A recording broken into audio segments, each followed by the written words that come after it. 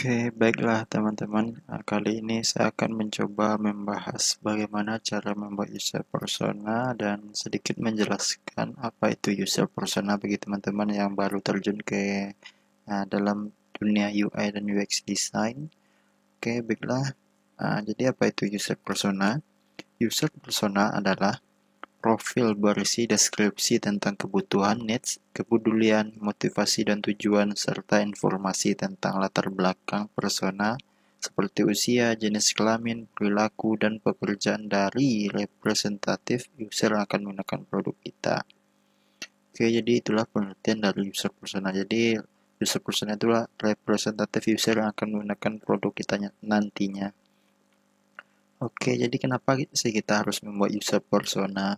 Jadi alasannya, dengan user persona ini, tim akan fokus untuk menumbuhkan empati secara spesifik kepada persona. Dan persona membantu desainer menghindari upaya mendesain untuk semua orang. Jadi, sebagai desainer, kita lebih spesifik dalam mendesain suatu produk, dan produk itu digunakan untuk user kita siapa nantinya dan spesifik kepada siapa dan tidak secara global. Oke, jadi idealnya kapan sih user persona itu dibuat? Jadi sebaiknya proses user persona ini dibuat ketika kita melakukan tahap yang namanya riset. Jadi tahap risetnya untuk dalam pembuatan produk dan fitur sebelum proses desain dimulai. Jadi sebaiknya user persona itu dibuat di bagian research. Oke, mungkin itu sedikit penjelasan dari user persona dan kita akan masuk ke pembahasan selanjutnya yaitu tools yang digunakan dalam pembuatan user persona secara online. Jadi setelah menjelaskan sedikit dari user persona tadi, saya akan mengajak teman-teman untuk mengunjungi web uxperia.com. Jadi di sini uxperia ini menyediakan template-template yang bisa digunakan dalam pembuatan user persona. Dan di sini juga banyak nantinya seperti template empathy map, customer journey map juga ada di sini. Teman-teman bisa kunjungi saja uxperia.com dan login atau daftar sebelum masuk nantinya dan cukup mudah. Dan di sini teman-teman bisa lihat inilah template dari user persona yang seperti saya jelaskan tadi, terdiri dari deskripsi pengguna, mulai dari goals, background, motivasi, frustasi, demografi, dan lain sebagainya. Oke, di sini saya coba perhatikan sedikit bagaimana cara membuat user persona menggunakan template ini. Di sini teman-teman bisa tambahkan nama di atas, misalkan saya buat namanya Muhammad Fadli. Oke, di sini teman-teman bisa tambahkan foto melalui laptop teman-teman, juga bisa melalui directory atau langsung yang tersedia di sini. Kita klik mail, mungkin fotonya ini kali ya. Oke, mungkin ini. Teman-teman bisa membuat goals-nya di sini. Goals-nya quotes, background, motivasi. Mungkin goals-nya user kita ini untuk mencari platform belajar online. Cari platform belajar coding online mungkin ya, coding online. Oke, jadi inilah goals dari user kita nantinya.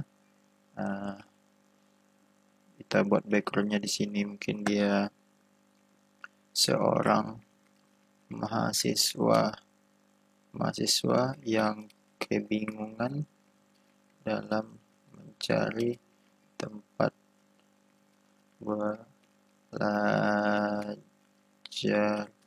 online ketika pandemi COVID-19. Oke.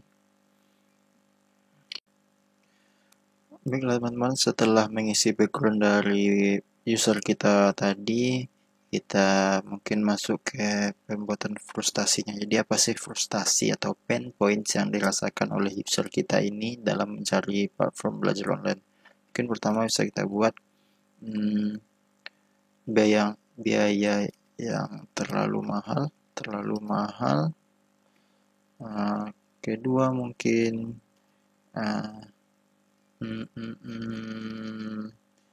tidak adanya mentor, misalkan tidak adanya mentor yang memandu dalam proses belajar. Tiga mungkin jaringan susah, mungkin jaringan internet yang susah. Mungkin teman-teman bisa tambahkan lagi frustasi di sini sesuai dengan produk yang akan dibuat nantinya terhadap persona kita. Oke, mungkin kita lanjut motivasinya. Mungkin di sini motivasi pengen belajar hal baru. Dua, ingin menambah penghasilan. Tiga, mungkin ingin menjadi freelance. Mungkin karena di sini teman-teman yang paham tentang coding, mungkin dia ingin menjadi full time freelance mungkin. Jadi inilah motivasi dia, ingin belajar coding secara online. Oke, di sini kita bisa kan tambah gendernya male, umurnya berapa misalkan 19 tahun, lokasinya, statusnya, kependudukannya, dan pemasukannya kalau perlu ditambahkan. Dan di sini bisa teman-teman juga tambahkan skill yang dikuasainya, berapa persen, misalkan komunikasi persen, dan teknologi yang dia gunakan, misalkan di sini Windows, browser yang biasa digunakannya browser Google Chrome ya biasanya, Google Chrome. Oke, channel bisa teman-teman tambahkan juga di sini. Oke, brand yang bisa dia gunakan dalam biasa yang digunakan untuk belajar online. Mungkin sampai di sini videonya karena saya menggunakan record yang gratis, jadi video saya terbatas. Mungkin teman-teman bisa eksplor lebih dalam lagi bagaimana cara membuat user persona.